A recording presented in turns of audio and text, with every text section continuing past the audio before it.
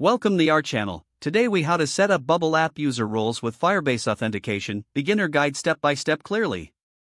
Start by logging into your Bubble account. Create a new app or open an existing app where you want to set up user roles. Navigate to the Plugins tab on the left sidebar. Click on the Add Plugins button. Search for the Firebase plugin in the plugin library. Install the Firebase plugin by clicking the Install button. Once installed, go back to the main editor. Click on the Data tab located in the left sidebar.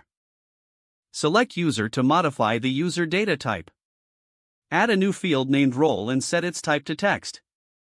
Now, open a new browser tab and navigate to the Firebase console. Create a new Firebase project if you haven't already. Click on Add App and choose the platform you are using. Follow the setup instructions to configure your app.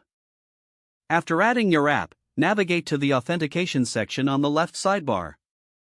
Enable email/password authentication if it's not already enabled. You can also set up other sign-in methods as needed. Next, go to the Database section in Firebase. Choose Firestore Database and create a new database. Set the security rules for your Firestore database according to your app's needs. Return to your Bubble app and go to the Workflow tab. Create a new workflow for user registration. In the workflow, add an action to sign up the user with Firebase.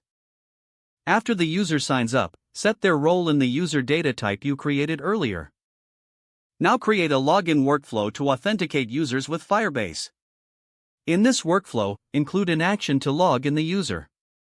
After logging in, retrieve the user's role from the database. Use conditionals in your app to direct users based on their roles. Don't forget to like this video and subscribe to our channel for more step-by-step tech guides.